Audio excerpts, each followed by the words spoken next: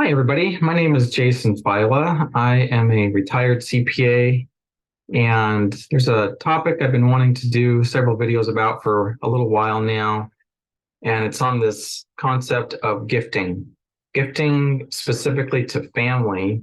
And, usually you're thinking of kids and grandkids in that situation. So those would be the primary examples I'll use. But this is a topic where a lot of people will have opinions already, judgments already formed, attitudes, some of them very strongly held. So I'm going to ask us to try to step aside from those just while you watch the video so that we can explore it more in depth, and see if we can get more insight into this very important topic. I think it's a very important topic because it's potentially extremely powerful or potentially extremely wasteful, depending on the circumstances, what's done with the gift that's received.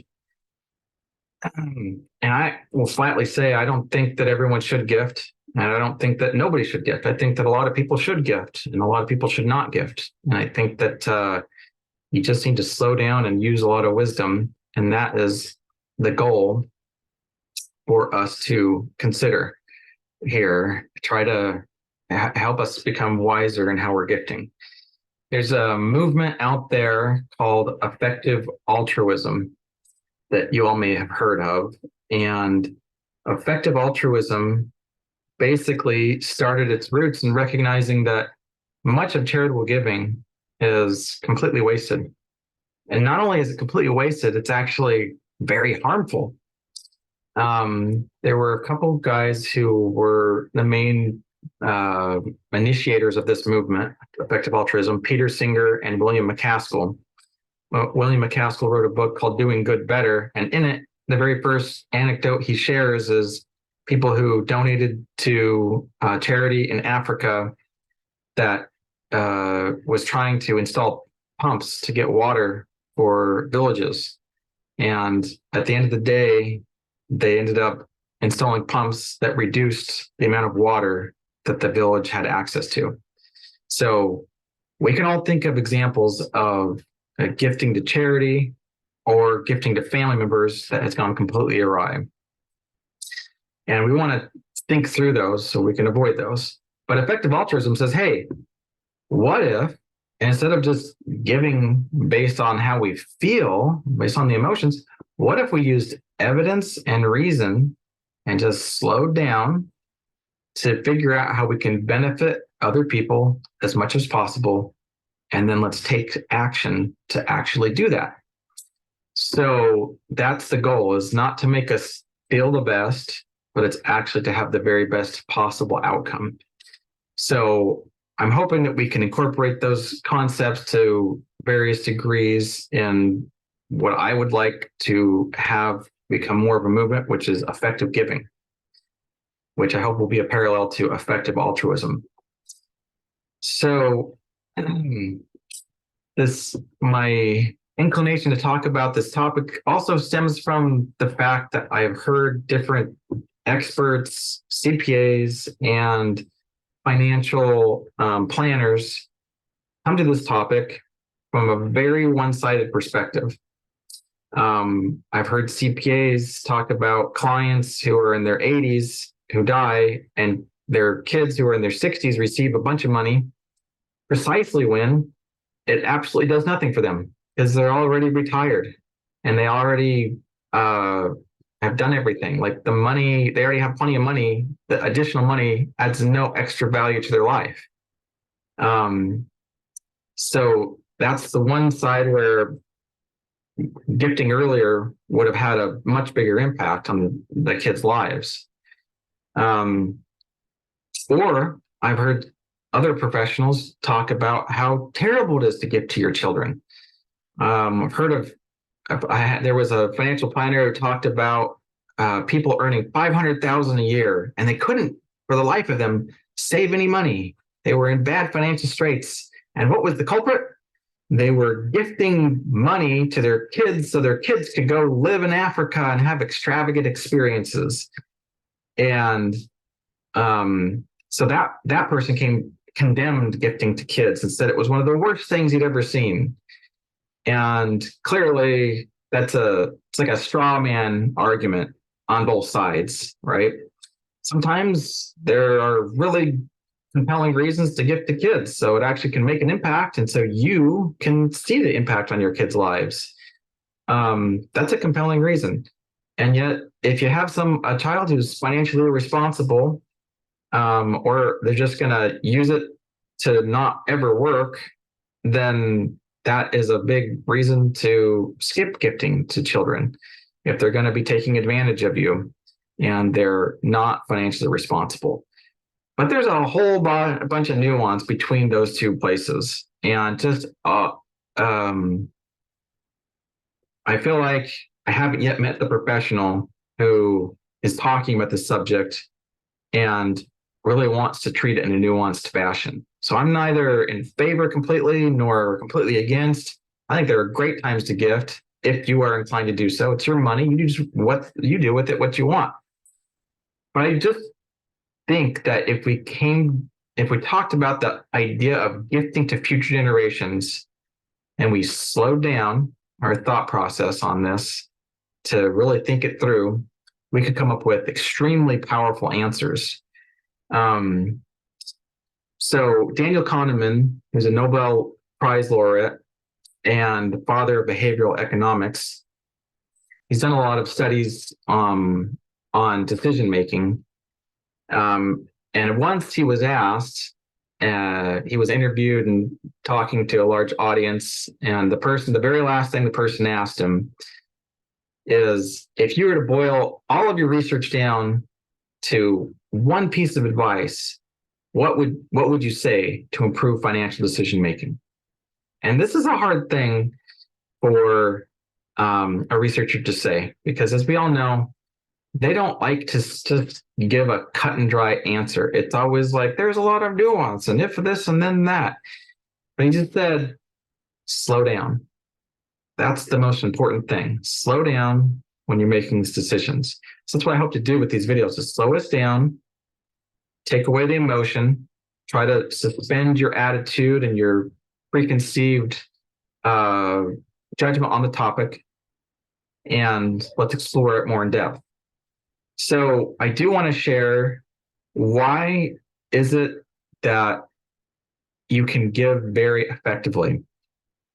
If one of your goals with your money is to empower your children and grandchildren who you believe to be responsible people, or you hope will become responsible people, then let's just look at what the potential benefit might be to them. Like, why give to them? And let's go over here. I'm going to share my screen, but before I do, I'm a CPA, so we are going to run through some numbers, okay? But in the effective altruism movement, they believe they have discovered, and they are proponents of, they say that if you give effectively, okay, based on reason and logic, and get rid of and based off of evidence and take away the emotion, then the money that you have could have a 100 times bigger impact. What does that mean? That means if you give effectively and you give away $1 million, if you that has can have such a strong impact, it's as if you were giving $100 million away normally.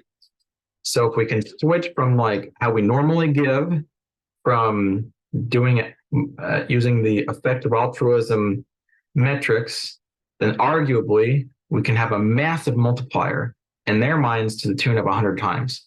Now, I don't know that we can get to 100 times multiplier with effective giving to children and grandchildren, but I think we can get some big multipliers that are very worth paying attention to. So I'm going to share my screen and just talk through 3 very realistic potential scenarios here. So let's look at these numbers. Let's assume that you gifted 500,000. I know I'm going to talk about people who have nothing to gift and how they can still gift effectively. Okay, so I'm going to use this example that someone's got $10 million net wealth, or $2 million net wealth, and they decide to give away a fourth of it. is a massive gift. Okay. I'm not a proponent of this. I'm simply using this to illustrate what is the potential benefit of doing this. So again, if one of your goals is to for your kids to inherit something significant from you, and what is the potential benefit? Okay, so let's say you give $500,000 of cash for your kids to go buy some rental real estate. The current value of that real estate, you put 25% down, is $2 million. So they have $1.5 million equity in that real estate. Well, if they just get a 2.5% rate of return on that, so real estate just matches normal inflation in normal times. I know inflation's high right now. We'll probably get it back in order. The Fed's is going to do that eventually here. So in 30 years, it's going to be worth about $4.2 million, that cash gift. So your cash gift turned from $500,000 to $4.2 million. The real estate will be paid off by then. And now that $500,000 is simply worth $4.2 million that the kids wouldn't have otherwise. But let's take into account the fact that they're going to get some of this estate here. So that, now again, I'm being very simplistic here. This could get so much more complicated and nuanced. I'm not going to add all the complexity. Let's just keep it simple. But because it illustrates the concept. Let's say they'll inherit the rest of that estate. So right now it's now worth $2 million minus $500,000, $1.5 million. Let's say that you didn't use any of it. You lived off of the income generated from that. Let's say now it's worth $3.1 million, okay, in 30 years. And again, a 3.6 or 2.5, so I should say 2.5% rate of return. And so that would mean that is worth, the total value is going to be about 7.4 million. So if you gifted this, the kids leveraged it, then you're going to get the benefit to them in 30 years is they will have an inherent wealth of 7.4 million. If you did no gift, then the value of the estate to them in 30 years is 4.2. The other benefit here is that hopefully they'd have income from this real estate and it would have an impact on their lives in the meantime. And again, we can do this same thing, assume a 3.6 rate of return, right? Same exact circumstances and numbers in 30 years, the total value of the real estate and the estate they're going to receive is 10 million versus 5.7 million. That's assuming that the parents are also going to get a 3.6 rate of return. Well, what's the reality? The reality is when you get older and you're in your 70s and in your 60s and 70s and 50s and you're time to retire and you're retired, you're going to start investing more conservatively, right? So your rate of return you're seeking is just going to be less than if you were in your 20s. So let's assume that you gifted 500,000 and you just wanted them to invest in the stock market, but your kids are going to invest more aggressively than you are. Higher risk, higher returns. So in 30 years, if they just invested in the stock market, and let's say they got a 7% rate of return, which is below what the normal rate of return has been over the last 100 years. That would mean the estate that they would receive is $8 million. Compared to if you got a 3.6 rate of return. Okay. So I'm just trying to point out that the benefit to your kids is going to be 50% improved if you decided to gift effectively. Now, if you gifted ineffectively, it could all be wasted in 4 years. There are plenty of stories like that abound. So again, I think we need to have nuance in this topic, but it's something that's so potentially powerful, the power of gifting from one generation to another, that it really deserves a very large chunk of our thought process, slowing down. But often when you're going through the estate planning process, talking to the attorney, this is just like one additional part that gets lumped in with all the discussion with everything else. And yet this is the part that might make it so your kids inherit 50% more or 400% more. Not just that, but I gave the example of gifting 500,000. Many, many times you can gift things that cost you zero and can literally benefit your kids 100,000, $1 million or more. I have I have a client, or I had a former client who was very responsible financially. The parents had given them two loans that were 10-year amortization loans. So they're supposed to get them paid off within 10 years. They ended up paying them off within 1 year. They had credit scores in the 800s. They had good incomes. They lived very modestly. They didn't have fancy cars or fancy houses. They just saved and invested heavily. And at one point, they had maxed out how much they could leverage. They had several pieces of real estate. Again, they had taken into account the risk of the value of their real estate compared to their incomes. And essentially, they could not buy any more real estate because they just had so many loans already outstanding. But the mother, who was 70, had great credit and had very little debt. She had her credit score in the 800s. So they used her credit score and their down payment to buy another piece of real estate. Well, it turns out that they did that right before the pandemic broke out, and the home went up in value by about 50%. So within 15 years, because they used the mother's credit and it cost the mother nothing, they are going to then have their net worth increased by probably at least $500,000, if not $1 million, because the debt's paying down and the value's going up. Obviously, you're going to come back and you're thinking back your head, never let your parent use your credit. Never give your credit to your kids. I'm not saying you should. That's what they did because they determined that that child was extremely financially responsible. They'd proven themselves several times and they thought the risk was very low. And they also just said, I don't need my credit anymore. I'm in my 70s. I'm independently wealthy. They had a net worth of $10 million. Even if the credit did by some small chance go down, it would have had zero impact on them in their lived reality. So at a cost of zero, that gave the children in 15 years probably something that's going to be $500,000 to $1 million. And it costs mothers zero. So that's what I'm saying. We need to step back and think much more creatively. How can we gift creatively or effectively?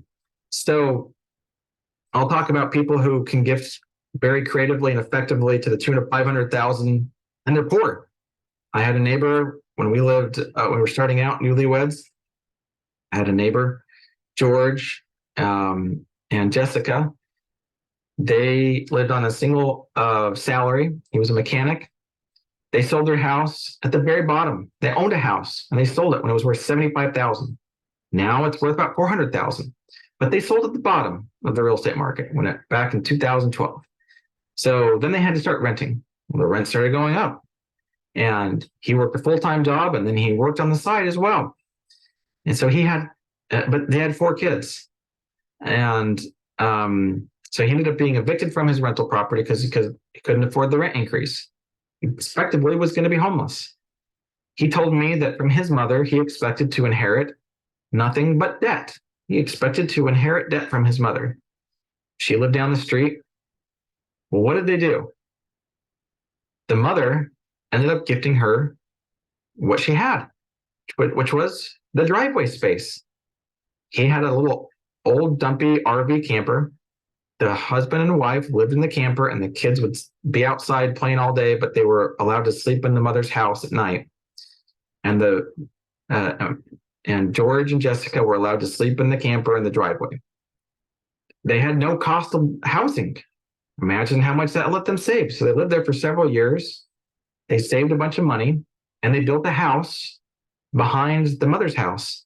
So now they have a house behind there that's worth $400,000. They have no debt on. And that was because the mother, who had nothing to give except for space in a driveway, allowed them to stay there. That is the power of slowing down and thinking effectively. Asking yourself, how can I gift effectively to future generations? There are so many examples. We're I'm going to have several other videos talking about doing a SWOT analysis on this. If you have other ideas on topics you'd like covered within this, gifting when you've got a financially irresponsible child, gifting when you've got financially responsible children, gifting when you've got a child with disabilities. I'd love to hear your stories. Feel free to email me any ideas or topics you'd like discussed, or any stories if you'd like to be featured on one of these YouTube videos to share your story. We can use a pseudonym. My email address is jason@filafinancial.com. So JASON at filafinancial.com, FILA, and then financial.com. So my name is Jason Fila. I'm a retired CPA, and thank you for listening to this video. Bye.